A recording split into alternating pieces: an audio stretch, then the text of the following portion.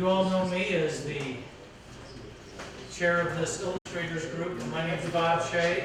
I want to invite you to enjoy this evening. We've got a great speaker who is one of our own. We have a very talented city here in St. Louis. I just want to introduce our speaker tonight, Jeff Weigel, who's designer, illustrator, author. You know, throw it all in the basket. The guy can do it all. And that's why, especially with this new iPad application that he and his team has developed, I felt that he'd be a great, different sort of speaker for this evening. And so I want to introduce Jeff Weigel. I'll let you, do all the talking here.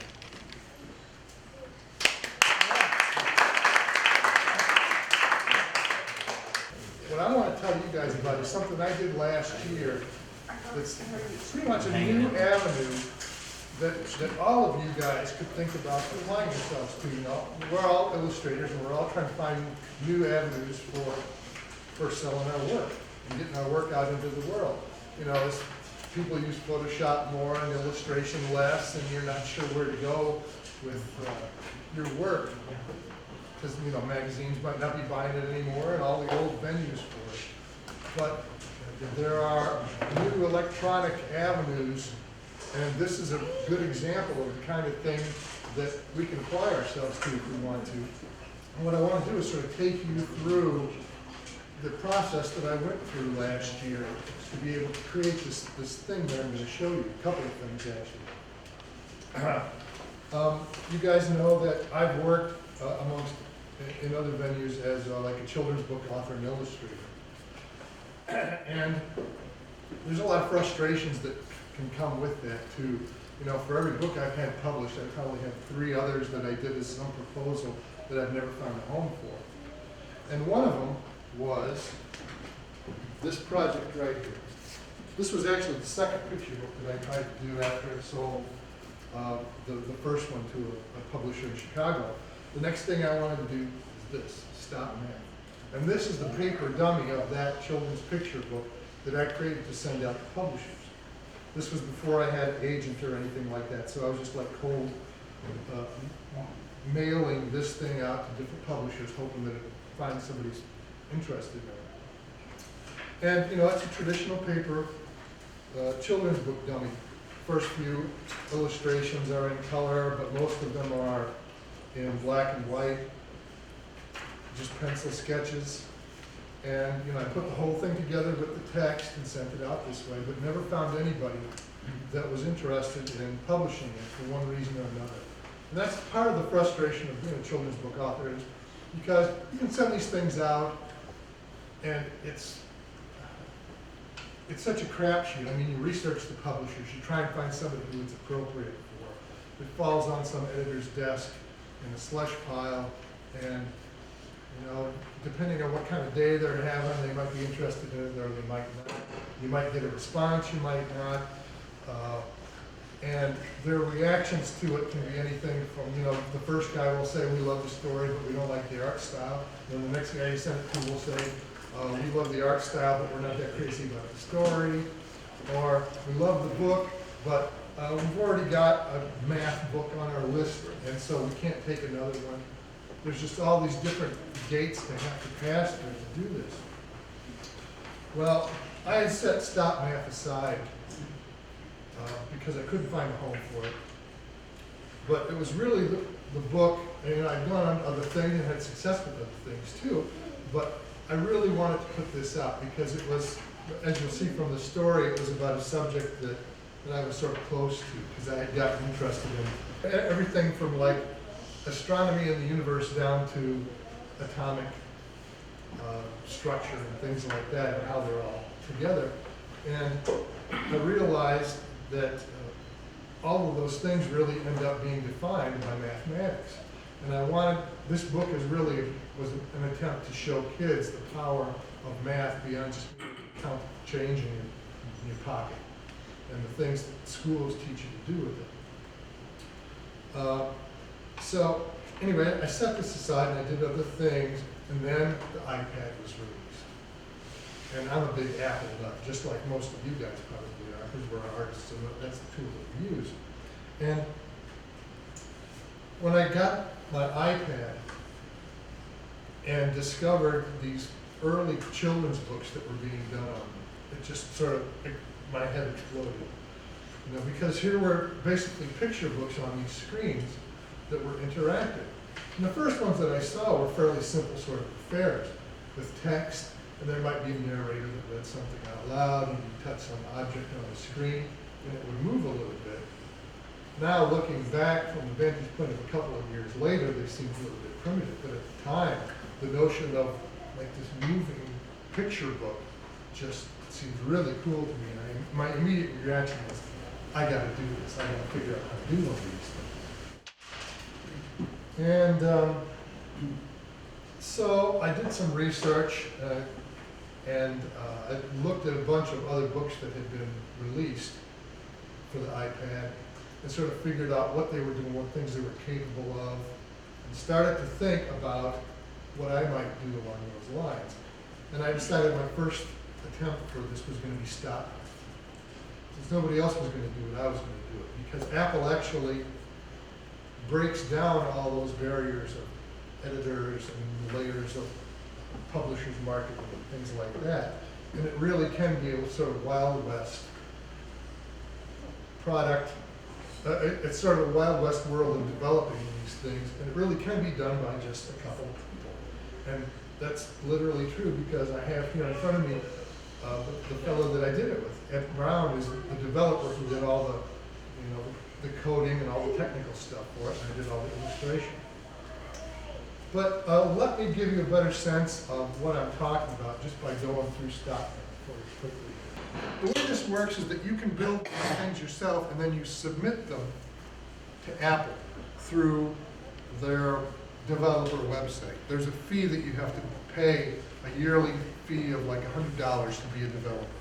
And it gives you access to all their tools and into the iTunes store.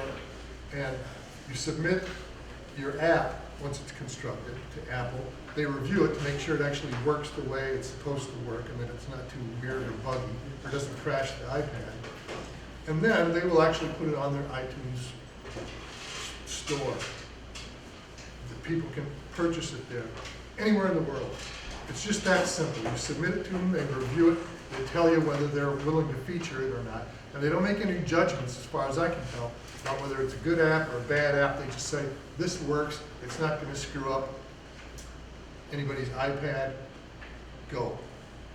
And you set your own price point, and it gets shown in the App Store, and people can download it in their living rooms, you know, just sitting there with their Wi-Fi connection or wherever they are. It's just like a complete bypass of the whole publishing world and the bookstores and all that kind of thing. It's really an amazing chance for people to do something really special on their own. So, how many of you guys actually have iPads or know how to use them? Familiar? Okay, well, we'll maybe go through some of the basics of that. But the way this works, maybe you're familiar with iTunes, how you can download and buy music from Apple. The App Store is very much similar to this. But right with your own Wi-Fi connection, sitting in your living room, you can browse through all the different apps that they have, from games to informational things to productivity tools to children's books. And you can actually just browse around and find something that you're interested in. And that's what Stopman is. You buy it, it downloads right onto your iPad. And you touch the icon, and I'll sort of let it speak for itself for a little bit. By Jeff Weigel. So you notice this is the startup screen for it. And there's a few little word balloons here to give people a little sense of direction about how these things can be, how it's used, how to advance pages or go back a page or things like that. And all the illustration in here is stuff that I did myself. It's all done as line artwork originally, and you'll see a bunch of the originals over there on the table after the meeting if you're interested. all the colors added in Photoshop. And the way I worked with Ed Brown, the developer that built this thing for me, was that I would do flash animations of each thing. I had storyboarded the whole thing out to know what the screens are going to look like. And I built flash animations to show him what was supposed to happen on every page. And from there, he took it and followed the direction of my flash, and frequently added a lot of interesting stuff himself, just because he has that ability and he knew what the capabilities of this were better than I did. So, sort of a quick run through here of what's happening is that there's this icon over here gives you controls for the thing. Basically, a little instruction on how to use it, and the ability to turn the sound on or off depending on whether you want to hear it or whether you're annoying your parents with it. Try to turn it off. The buttons on the right side are for paging forward or paging back, or reloading a page that you're currently on, which is necessary on some of these things. And the line down at the bottom is sort of a table of contents. You see, as I move it, they'll give you a little view of each page in the book. You're able to advance any page that you want just by sliding that button back and forth.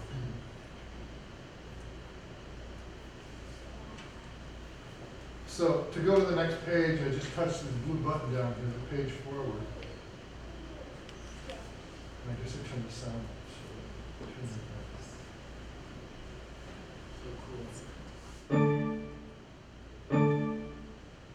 I hated math. I hated addition. I hated subtraction. I hated it all. I just couldn't see what all these numbers had to do with real life.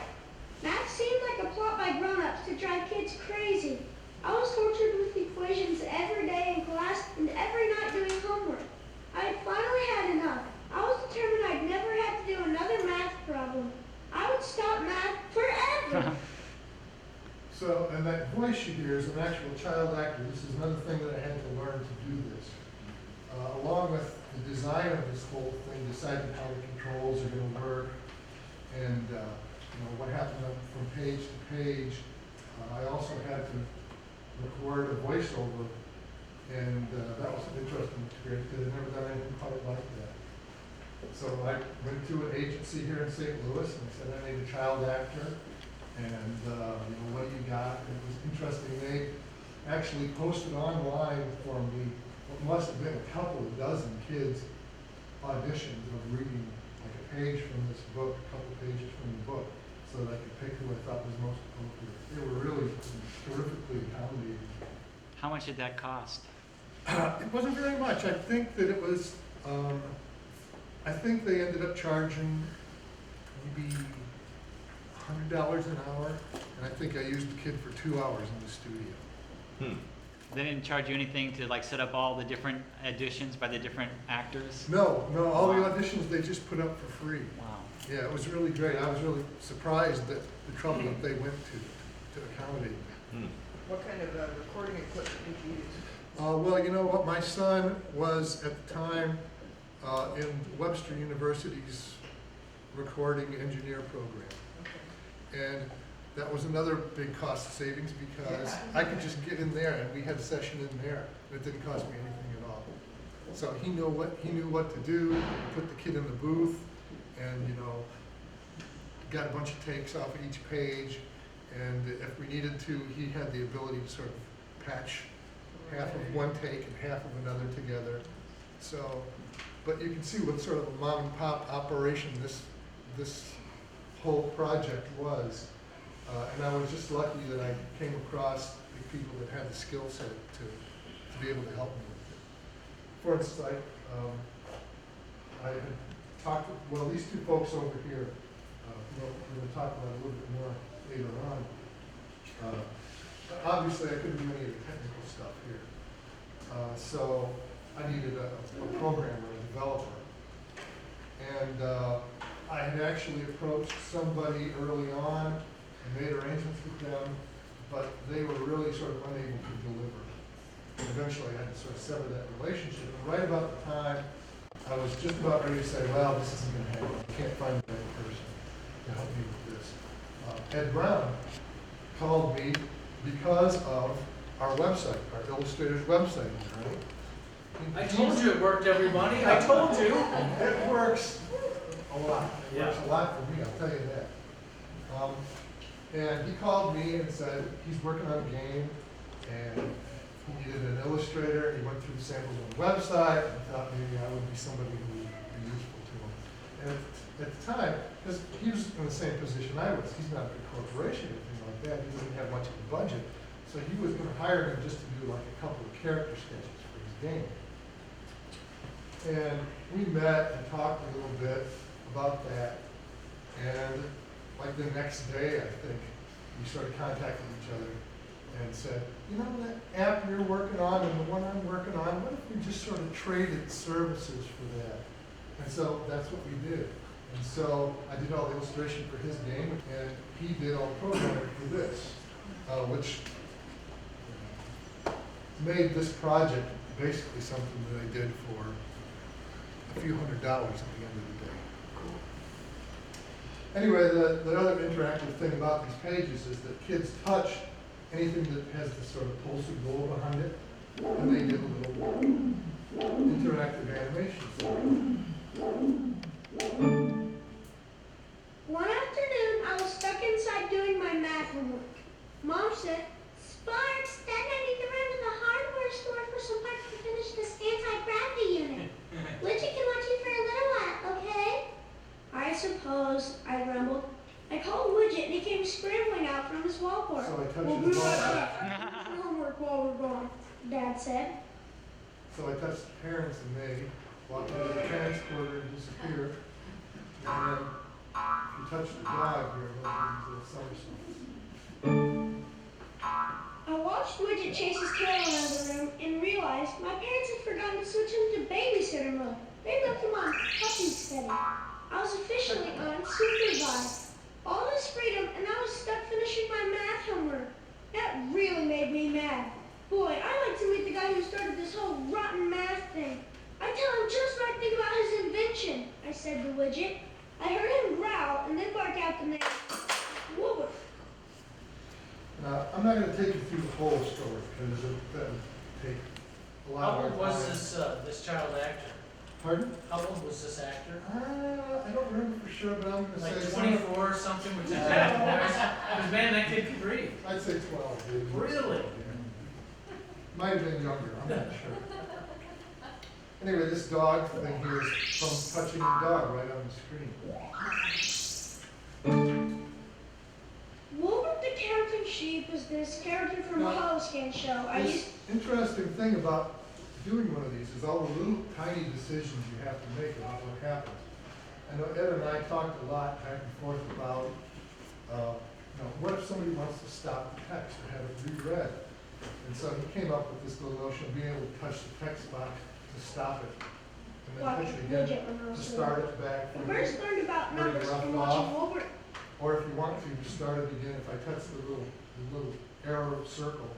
Wilbert the Just start Counting over from Sheep the is beginning. this character from a Holoscan.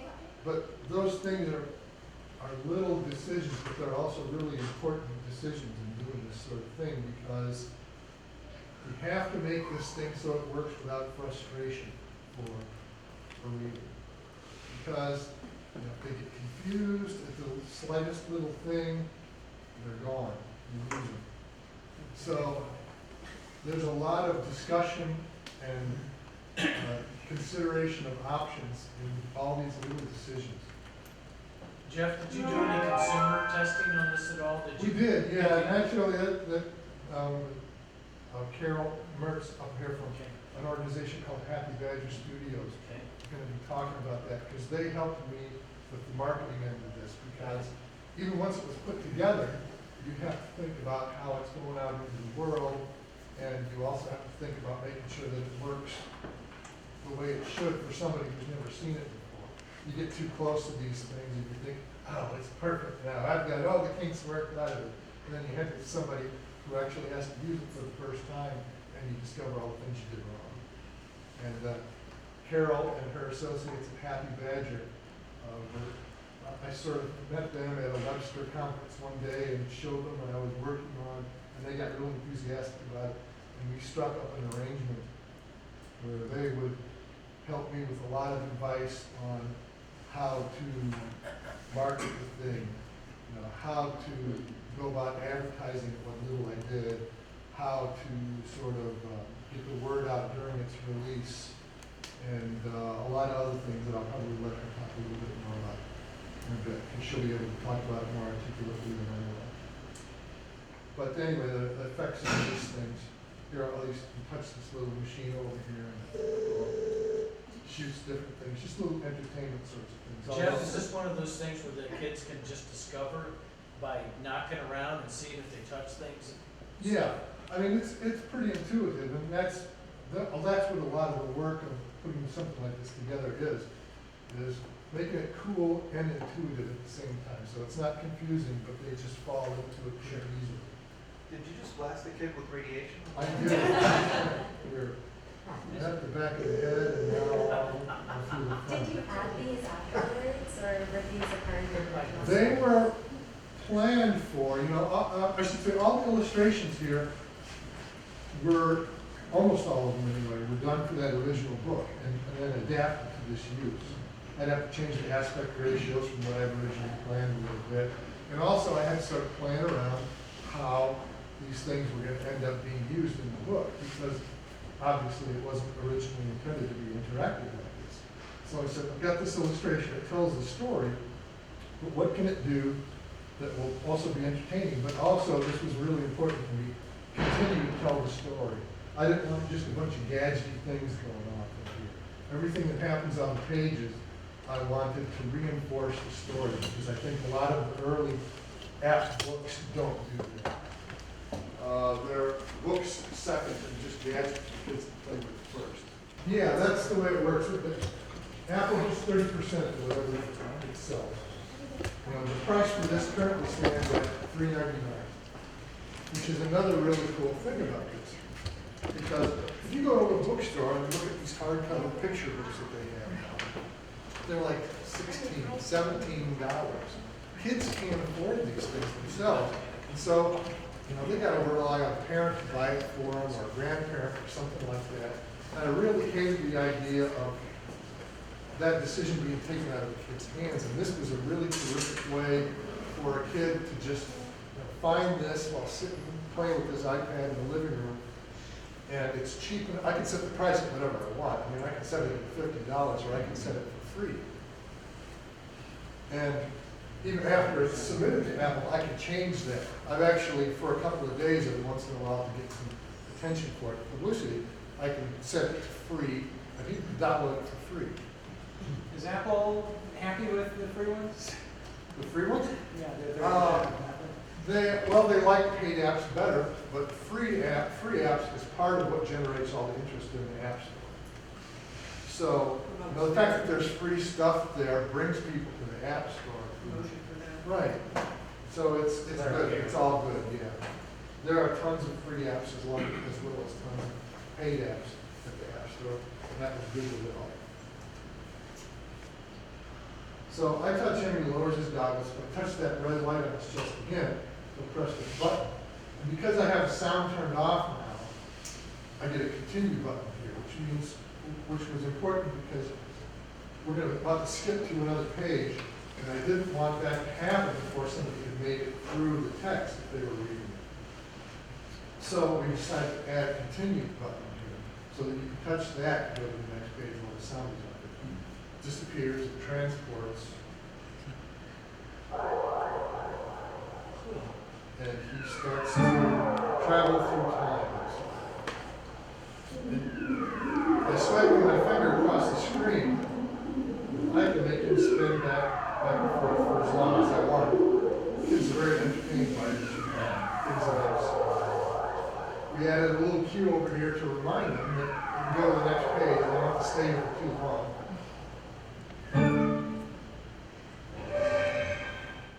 All of a sudden, the kid now was surrounded by lights and cameras and a bunch of shotguns and headsets. And flew in person, which it must have thought those big floppy sheep ears looked like chew toys. He jumped right through over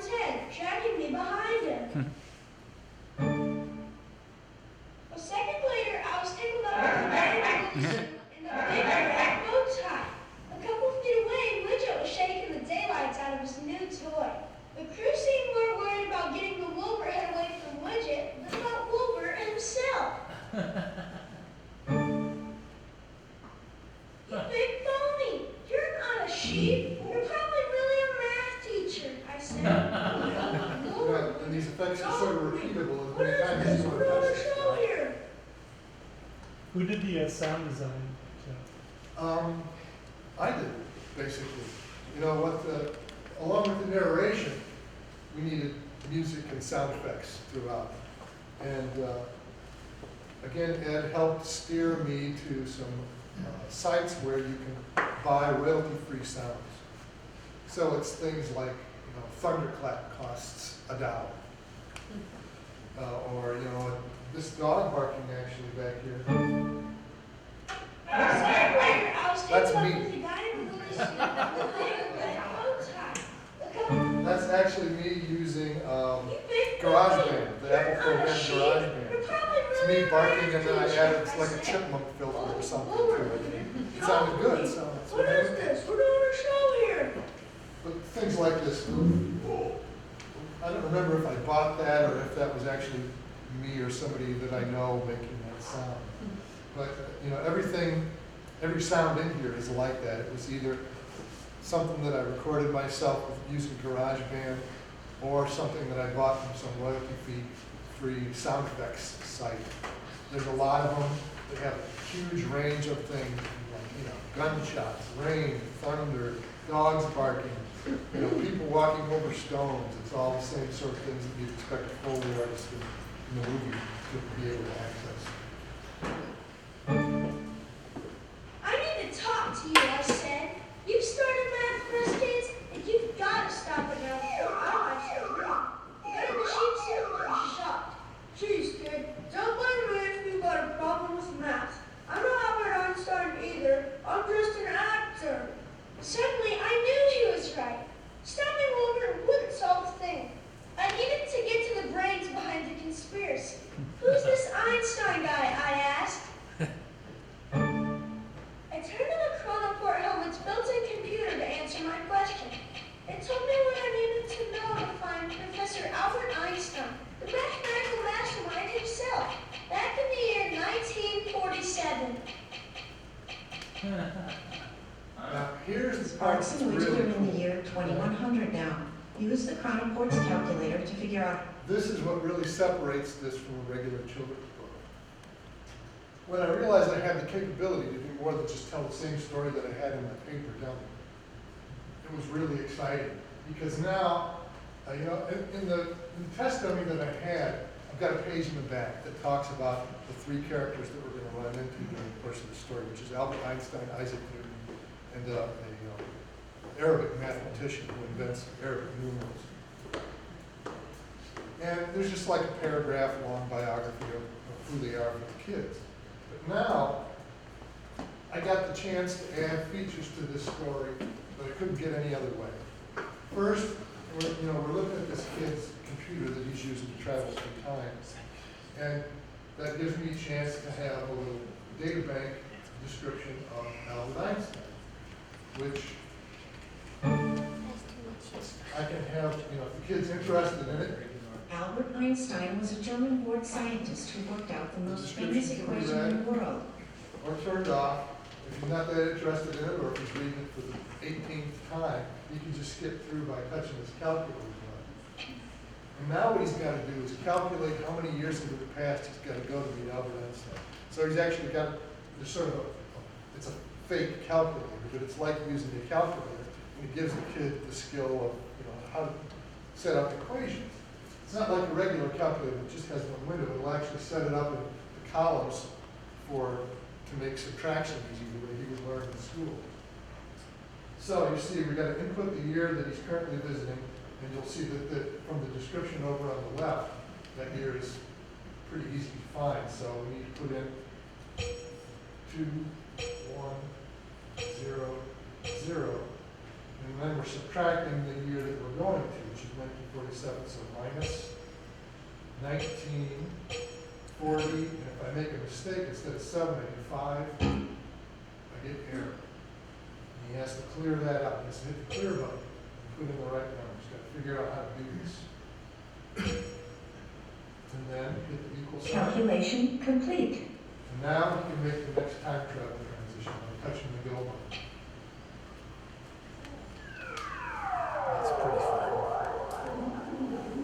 And again, this can be spun time it's a little bit different. Each time you'll notice the kids sort of getting a little more accustomed to the time travel. So he's not quite as taken back this time as he was last time. When the spinning stopped, the first thing I saw was this nice old guy. He looked like my great-grandpa that time he couldn't find his hairbrush. Ah, funsies these, said the old guy. He sure didn't look like an evil genius responsible for ruining kids' lives. Mister, is your name Einstein? And this is a really cool thing, and this is something that Ed knew about and I didn't. But this sort of shows you some of the sorts of value that he had to it. A lot of it's invisible, but a lot of it's very evident in this sort of random pattern of these leaves forming. It's different every time. There, what did you call that? Some sort of Particles. particles. Particle effects, yeah. Particle effects. And so he programmed that in there. Those leaves fly out randomly. Wow. Professor Einstein was real friendly. I didn't expect that from an evil mastermind. We talked for a while, and then I came right out and asked, why would a nice guy like you want to mess up the lives of innocent kids with a rotten invention like math? He looked surprised. Math is hardly rotten. It is a tool for understanding everything from the money in our pocket to the emotion of the cosmos. Oh, this is another cool thing. So we've got Einstein talking to the kid about why math is really interesting and useful. And if I hit the continue button here, we go to an interactive diagram that tells kids a little bit about the theory of relativity. You know, you can't do this in a regular book. So in this particular case, what we're doing is showing how the speed something's moving at relative to something else makes time move slower for the thing that's going fast. That's one of the aspects of relativity theory. To demonstrate that, we've got this kid on a planet here with a friend who's in this little spaceship. And if I click Start Journey, you'll see he takes off. And we'll get a little explanation there. When the ship travels at normal speeds, time passes at the same rate for the passengers as it does for the friends back home. You can see the two clocks are going about the same rate. But if I click Go Faster, the spaceship speeds up and goes closer to the speed of light. The closer to the speed of light it goes, the faster the clock on Earth goes relative to his clock, you see. And you'll see that his friend on Earth has now become an old man as he lands, and the guy in the spaceship is still young. So that's what was another really fun aspect of this, is trying to come up with these diagrams that explain fairly complex concepts to kids. So here, Einstein bids his new pals goodbye, and a handshake. And then it's back to the calculator because Einstein is sending him back to meet Isaac Newton. And we see the description of Newton. And now we have to do the math to get from 1947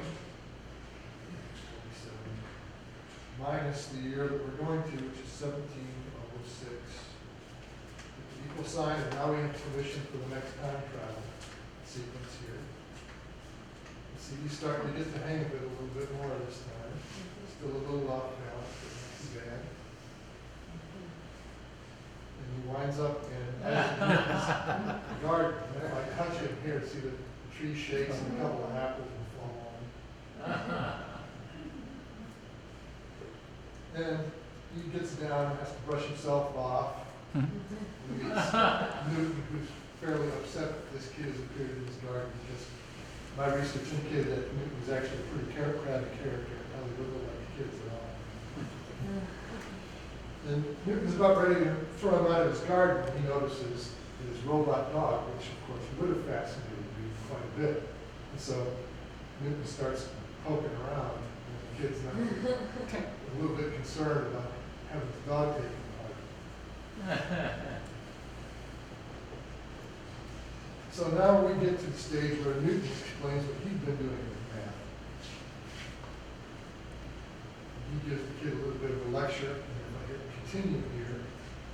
go to a diagram that shows what Newton had done with that, which is to figure out gravitational attraction and the reason planets orbit the way they do, how they all attract each other with their gravitational pull. So we've got this diagram, all these, this is our solar system. It's Mercury and Venus and Earth and Mars, and it says Jupiter on the up. And these are all, I think I try to make them roughly on the correct scale to each other, roughly the correct distance from the sun, although the sun's sort of smaller than it really should be. But you can see the sort of gravitational pull going inward on each of these orbs.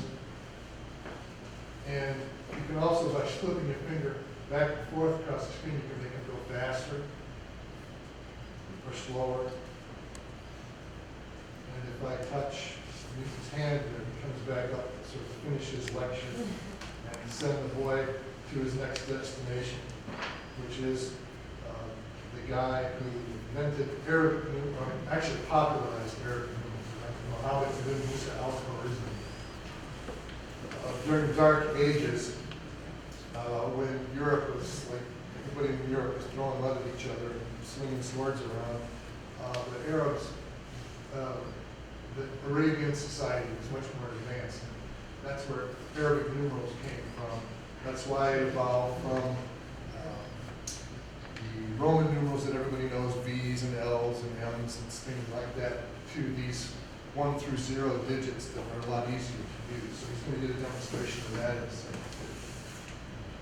So now we have to go from 1706 to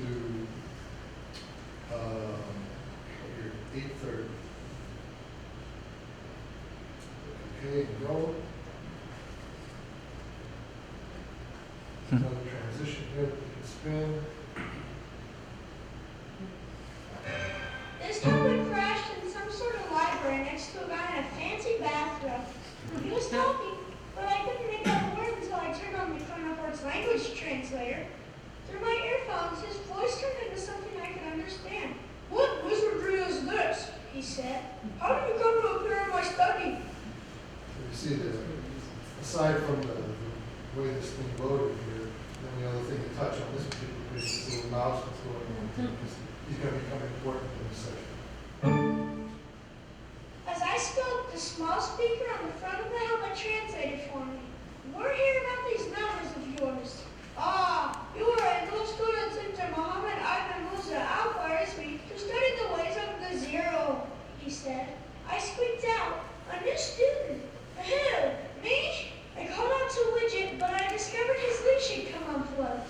Then Muhammad dragged me to a blackboard He chases and the began mouse and writing pulls down off numbers. his leash here. Without Widget to protect me, I was being given a math lesson. As I touch the mouse the next time, you see the horror of his expression when he's about to get the math lesson. It's quite simple, young friend, my captain explained. He begins to explain the theory behind Arabic numerals and positional notation that all the kids learn about when they first learn addition and subtraction, and why that works so much easier using Roman numerals and trying to figure out what x plus L means. And if you touch these guys, you see he's sort of digesting the lesson as this guy gives it to him on the blackboard. Now here, this was kind of interesting, because so he's got to think about what he just learned. So I'm really having action on this page, but I still have the opportunity to do this sort of thing, to echo his thinking process. And now, if I touch continue, we get an explanation of what Arabic numerals are and why they're better than the old Roman numeral system. And I won't take you through this because you guys already know this stuff. But there's information about what the Roman numerals really stood for. And if you touch the mouse, there's a swipe of the dog chasing him across the screen for a little bit more information about how you made more complex numbers out of I's and B's and things. That shows why it's easier to add with one system than with the other. But it suddenly dawns on the boy that you can't really ignore math and get out of his math homework. That's so great. And now he's ready to go home, but unfortunately he discovers that with all the bangs and dents that he put in his helmet here, it's not working properly. His calculator that he's been relying on doesn't work anymore.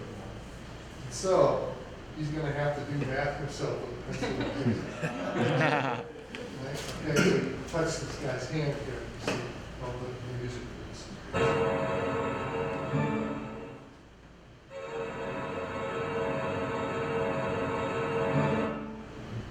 Help Sparks and Widgets solve this problem.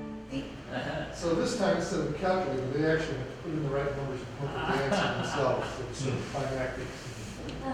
So he wants to travel home to the year, touch the 2, the 1, and the 0. He's going to 6, but if I touch the wrong one, see, then there's a little at noise that shows that he got it wrong, and it disappears. So you can try it again. And if you're really bad at math, you can sort of go through all the numbers until you get the right one, and you're completely lost. So, but see, all these sorts of things are conscious decisions you have to make as you're trying to decide on interactivity. So he's going to 6.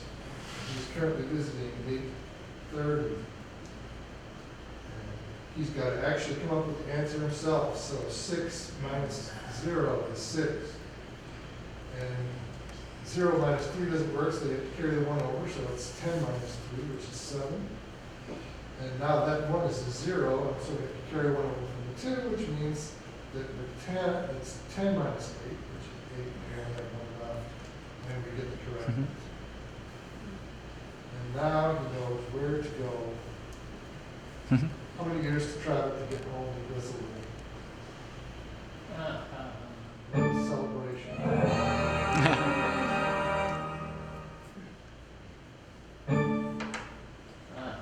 So we get the last transition. We arrived just in time to get the chrono report back on its shelf before Mom and Dad walked in. I heard the transporter hum and pop just as I sat down to tackle what was left of my homework this time. Hey, Sparks, Dad said. We're back. Are you getting the hang of that math yet? I guess so, I said. I may never like math, but it sure comes in handy sometimes. Mom said, glad to hear you're figuring that out. Yeah, I said. I'm starting to see that numbers seem to have all the answers. Like that's the pulsing light there. I figured out some of this homework. Look at the dog breathing. That's funny. And for the sort of closing page here, you see parents discovering their battered invention. So the kid getting busted. That's so. The end? And then just the credits page here at the end with the little effect for them so that they have some reason to stay there for a while.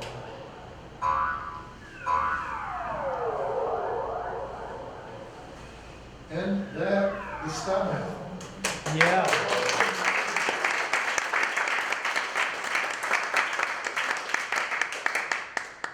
You know, the key thing here is that this was made by basically 2 people in the advice of a 3rd group to sort of iron out a lot of the kinks.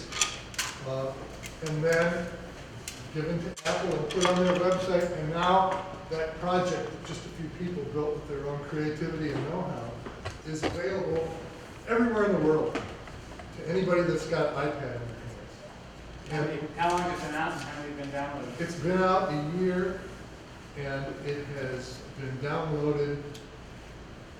I can't tell you the exact number, but I can tell you it's thousands of times. Wow. This would work Now- on an iPhone as well? No, it would not. This particular, a lot of these things are made to work on iPhones, but we didn't develop it for that purpose because it just seemed like the screen was too small. The text would be too small. There just didn't seem to be any point in it. So it's a different process developing for I'll let Ed speak to that a little bit. This is Ed Brown. He's my developer. Maybe he can tell you a little bit about some of the technical hoops that he jumped through to create this thing. One thing, probably should clarify, it's been downloaded a couple thousand times. Yeah, But it hasn't been bought. That's right. That's right. I was going to say that, and then I got off track. Yeah, I guess that was from, he said it free for a while.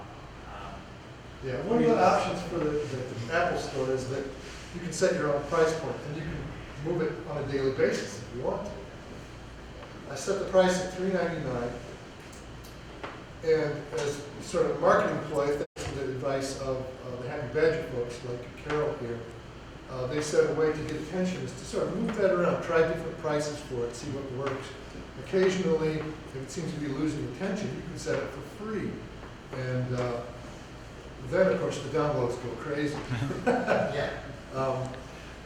And so the vast majority of those were given away free, as free downloads during those days when it was in that kind of condition. So, anyway, go ahead. I guess somebody's asking about the difference between iPhone and iPad. Yeah.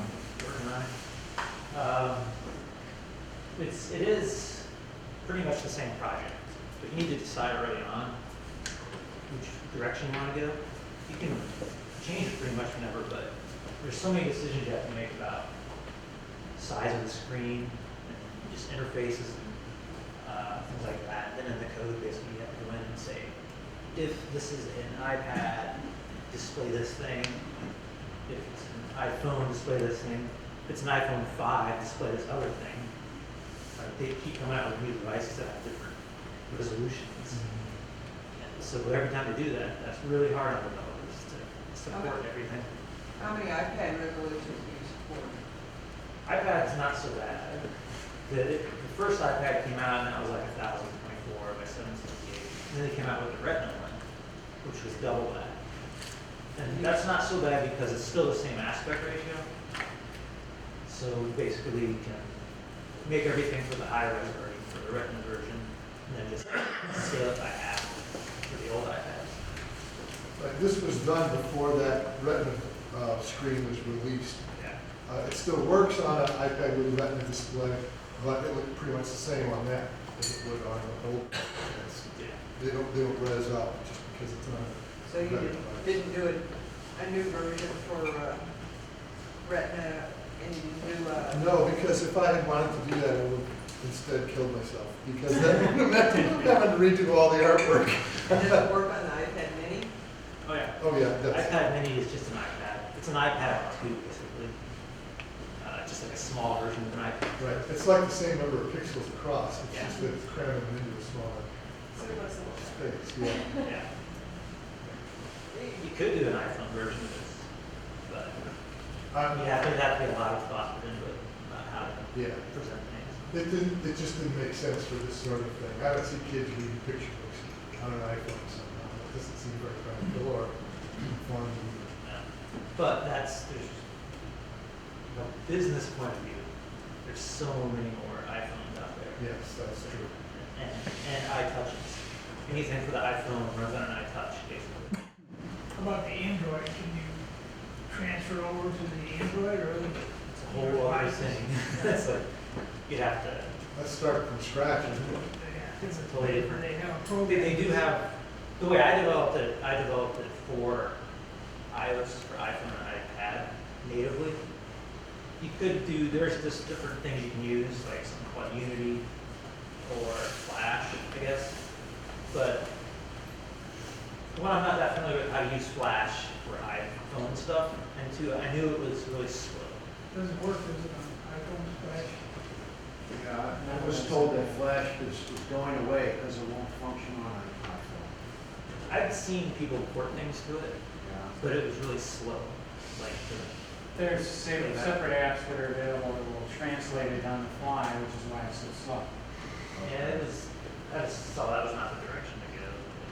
You speak a little bit, or just part of what you plan to do anyway, about the development process itself, the technical side of it, what kind of tools you have. How close is it to programming, and how close is it to a higher level language approach?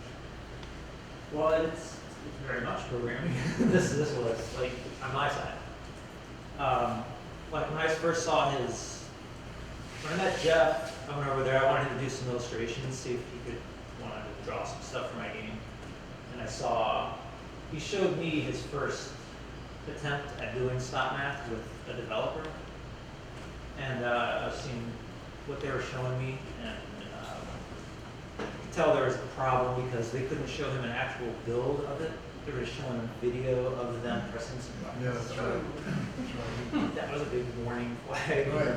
Well, the other big warning flag too was the developer was saying to me, he started working, he'd been working on it for like a couple of months, and still didn't have a page to show me. I don't know anything about this, so I'm just running on trust. I don't know what to expect from any of this. Yeah. And the first thing he showed me was a video that he'd taken with a handheld camera of a page that he made work on his iPad. And it still wasn't really what I was wanting. And that was the first evidence that he was getting anywhere. And also he warned me, we're doing this and the file size is going to be pretty close to a gigabyte. And I was like, you can't do that. These are 16 gigabyte devices. Nobody's going to want to put 1/16 take up 1/16 of their memory of their storage on their iPad with my book. That can't be right. And it just wasn't working. And eventually, I told him, that this just isn't going to work out. And like I said before, I think, at that point I thought, well, I'm dead in the water. I want to do this, but it's not going to happen. And just a week or two after I'd had that conversation, pulled the plug on that guy, I think it was when Ed called and said, hey, I want to do some illustrations for my game. And, things rolled downhill from there. And, so when we talked about it, we decided we could trade services. But not by now I'm weary of these guys, these developers who promise the world, right? I said, well, you think you can do this? And he said, well, yeah, I think so. It seems pretty easy to me. And I'm like, okay, smart guy. Here's my flash animation. Here's the parts for one page. Can you do a test page for me? And I'll do some sketches for you. That's the first trade that we'll go through. And I think it was less than a week later, he showed me the test page that I'd given him, which was the one of Einstein sort of leaning forward into the frame and with the leaves jumping out of the basket. And it was like, not only had he done what I wanted, but he had added value to it with his particle leaf thrower. And I was like, we're off to the races. We're back in business, baby. Let's go. I'm curious, how did you find the original developer who didn't work out? And had you done research on? Yeah, I had done. To find the original developer, I went to Google and went app developer in St. Louis and got half a dozen of them. And I contacted some who were, companies with offices that were doing commercial work for companies building, in-house apps or whatever, and a lot of other things besides that. And I talked to them, described what I wanted, and tried to get a notion of what that would cost. And generally the cost was somewhere between $10,000 and $20,000. And then I came across this first developer. He was the first guy that I thought I could afford. And the arrangement that I was making with him was I was going to give him an advance, and we were going to share the profits. Depending on how much of an advance I gave him, it would either be 60-40 or 50-50 or however we were going to set it up. Because I have book experience, I actually wrote up a contract. I said, we're going to outline all this stuff, and we're both going to sign it. It's all going to be very clear. And we signed that letter of agreement, and at the end of the day, it didn't mean a darn thing. Anyway, it did. I did the same thing with Ed when we made the arrangements. He said, we're going to do a letter of agreement again. And I put something together, and he signed it to talk about I would do the artwork and the programming. I owned my artwork, he owned the programming, and the same thing for his game, and we both own complete ownership of things. My book is completely mine. His game is completely his, and all these sorts of things. It really defined the relationship very clearly, so there would be a misunderstanding. But honestly, working with him has been so great. We haven't really had any problems at all, and it's just been a dream. He just worked so well, adding so much value along with being technically so astute that the thing never had a hiccup. It was great. Are you guys working on other projects? We are not, because part of what I should tell you this evening about all this is that stock math has not been as lucrative as I would have hoped it would be. You hear all these stories about how people become millionaires from their app, The good example is one of the early book apps that I saw demonstrated was this, a book of Alice in Wonderland that somebody had done for the iPad. It has all these animations in it. It's very nice, it's very beautiful, it's very elaborate. And apparently the guy just sold scattered. And the reason for that is that an iPad Nero, when it first came out, Oprah was demonstrating one for people, and I think maybe she gave one to everybody in the audience or something like that. But one of the apps that she showed to demonstrate how cool an iPad was his Alice in Wonderland book. And after that, downloads just flew out into the world. So you really can make a lot of money, but most apps don't. I think I heard somewhere that the average for the app that gets thrown out there, the amount of money the average app makes is something like $4,000. Have you heard that figure? I haven't heard that figure specifically, but it sounds Yeah. useful. Well, I'll tell you, I haven't made that with StopNet, but it's not over yet. We're still working on hopefully a solution to it. Yeah. Jeff, what is the age range on it, and how did you come to that conclusion? Well, the age range was sort of retrofitted on it. I did the book that I wanted to do, and then afterwards I decided who it was appropriate for. We actually, if you might mind. Yeah, no, please do. While we were doing the play testing during the publishing process and trying to really figure out, I'll stand up so you can see me. While we were trying to really figure out basically all of the bugs and all of the parts of it that we wanted to make sure were absolutely smooth. We were talking about the user experience earlier.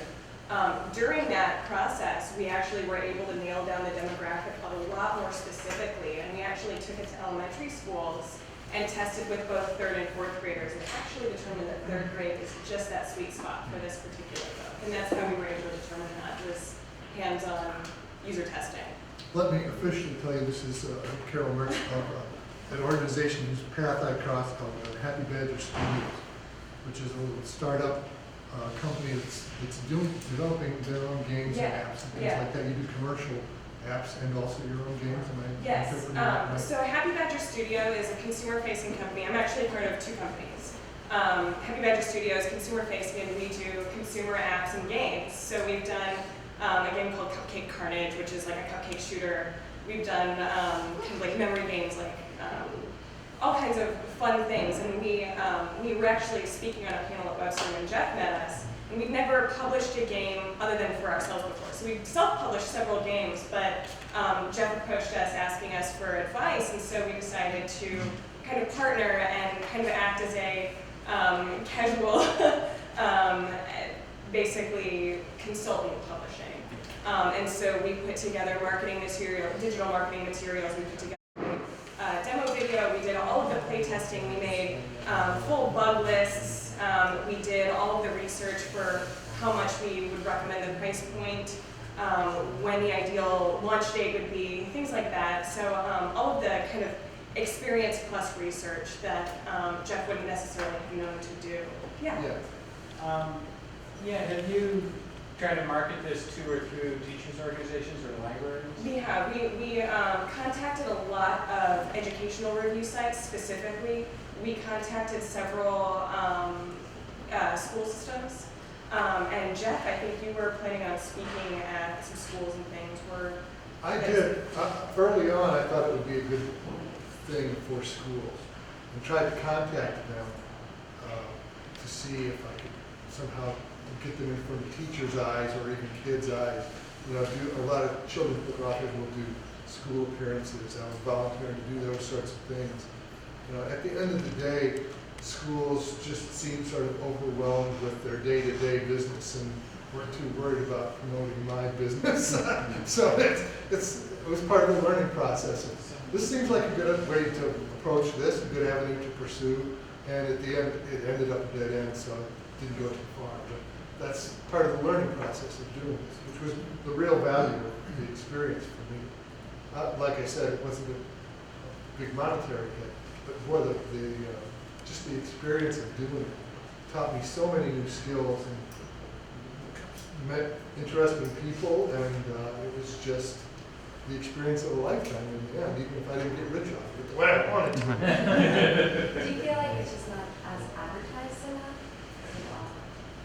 Yeah, well, I'll tell you what, we'll talk about that, we'll talk a little bit more about the marketing strategies and advice that you give. The App Store is really interesting in that it's almost impossible to get a big selling app without pumping tens of thousands of dollars into advertising or user acquisition, as they call it, which basically means buying downloads through advertising platforms. And that is not something that we had the budget for whatsoever. And so we had to go about a lot more guerrilla style marketing, basically. So we, at the Happy Badger Studio, we attend a lot of local conferences and conventions. Specifically, there's anime conventions and stuff for kids who like to play video games. And so we took Stop Math there along with our games and found a lot of interest there. But it wasn't necessarily the right demographic for Stop Math specifically. So we had to try to be creative. So we did reach out to a lot of educational app review blogs and things like that.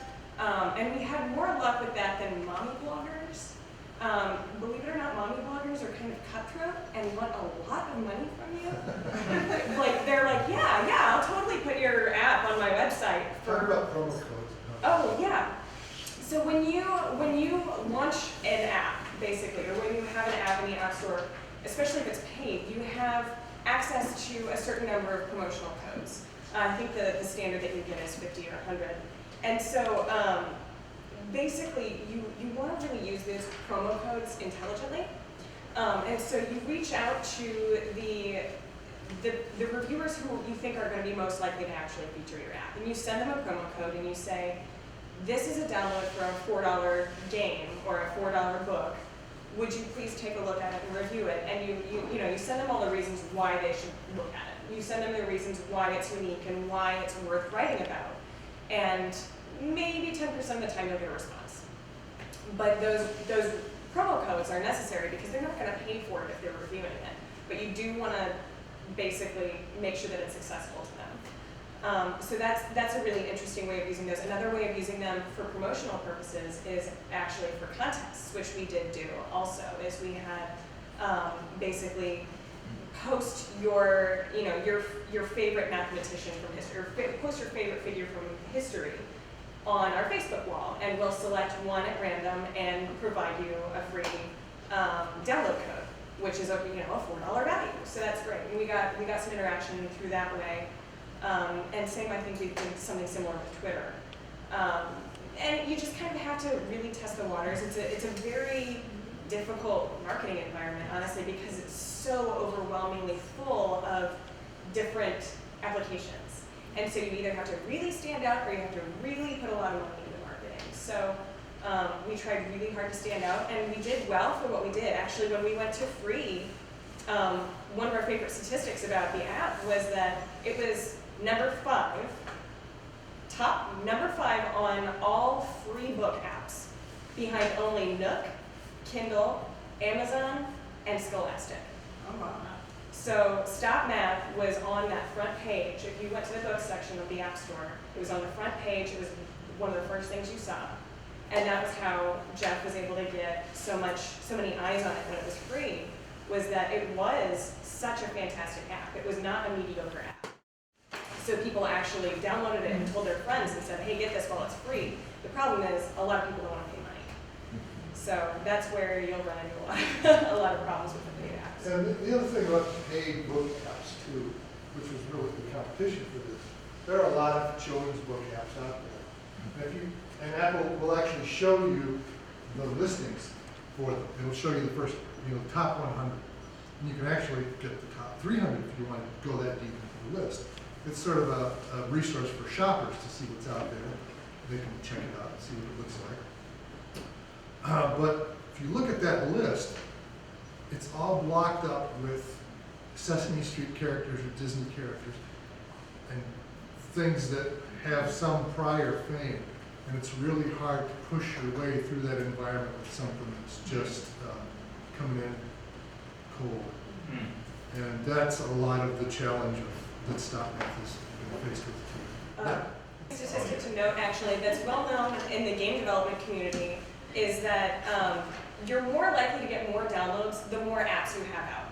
And whether that's from the experience that you have developing or whether that's from the clout that you carry from having more apps out, or whether that's the access to the audience that you already have.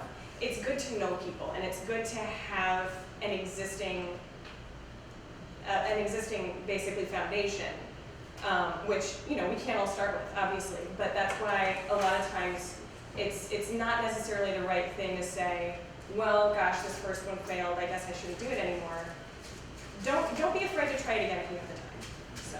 Once your app, fail fast. Exactly. once it's out there, does it have a limited life? I mean, will Apple pull it if it's not getting enough downloads, or? They won't pull it as long as you keep your developer license active.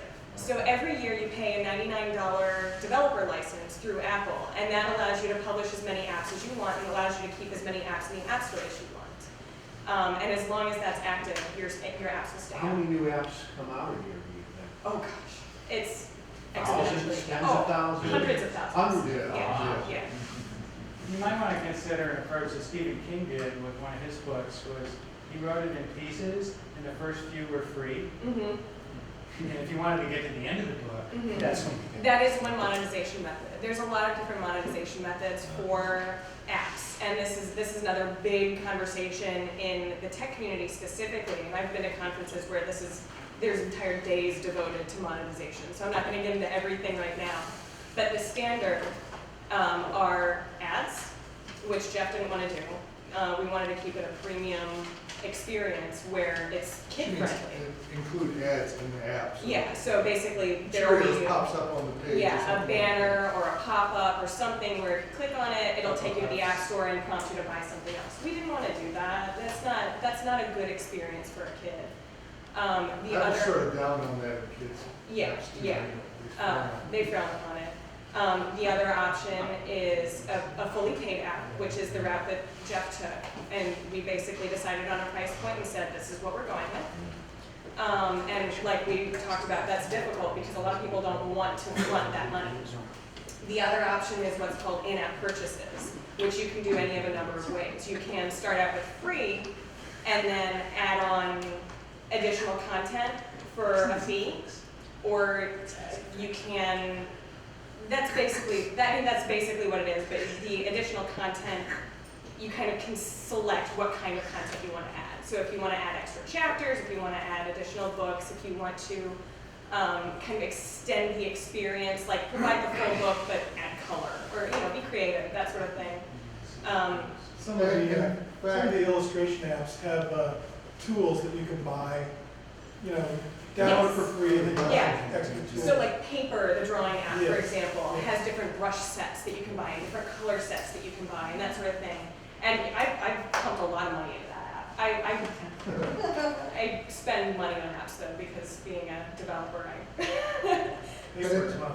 yeah. So. In fact, that's the next step in this thing's journey here is, just before I came here, I was over at Ed's house and we are currently submitting a free version of StopMath that will have that you can download the first bunch of pages free, and then the last page tells you, if you want the rest of the story, you can click here and it will take you to the App Store, or it will unlock the rest of the story for the price that you pay through the App Store. So we're still plugging away at trying to find a way to keep it live. But that's part of what's exciting about this is the different sorts of strategies that you can do with this to find your own way to success. Hopefully, yeah. On these price points, on these other books that you've researched, what are they charging?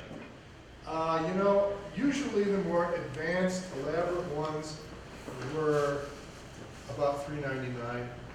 Some were a little bit higher. If there was like like Mickey Mouse was associated with it, they might charge another $1 for it or something like that. If they had some reason to believe somebody might spring for that extra higher price. There are some that are just 99 cents, and they are usually crappy and slapped together and not very entertaining and ugly and all of those sorts of things. Are they all that way, or could you say, hey, special premium at the end of this book, 99 cents, get it now? Maybe I'm overstating it, but these things pretty much will allow you to do whatever your imagination will come up with. And, you know, if you browse through the App Store, it's not just books, it's just all sorts of different softwares and games, from silly little things like being able to use your iPhone for a flashlight, which is like the stupidest, simplest sort of app, to incredibly elaborate things. You know, there are companies that are building apps for internal use that cost, you know, $50 or something like that. Maybe higher. Things like QuickBooks for iPhone and things like that Yeah. are really, you know, phenomenal tools. But really, the sky in your imagination is the limit with these things, as far as I can tell. My wife buys a fair amount of apps for our granddaughter, who is 3 now, but by the time she was 2.5 on our Nook and iPhone, she was playing these things. I mean, that age bracket can use these things. Right. It's amazing. Right. But, you know, again, it's a price we pay, probably $2 to $3 for something not as complex as yours, but, you know, I think people will pay that. Did Angry Birds start out as an app? Yes.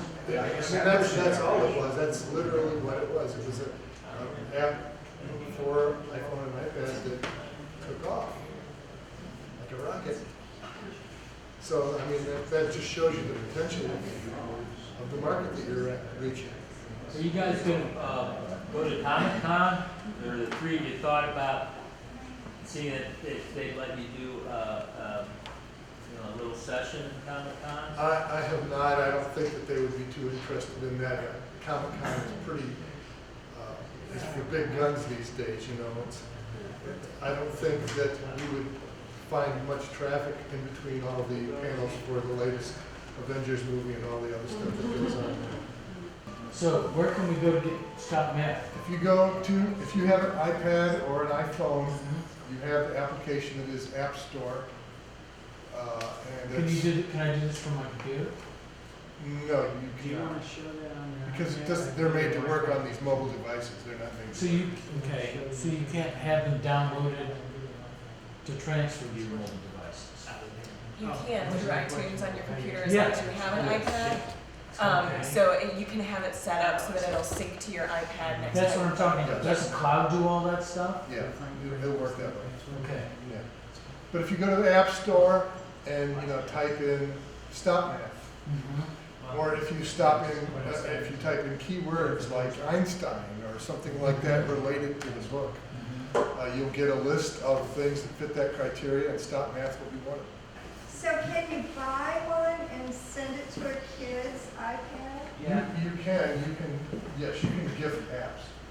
And Apple will email whoever you send it to and say, you've got a gift from this person. You have. And touch here to download. Here, he hooked us up with some Wi-Fi. Oh, okay, good. So we can go to the App Store and find it.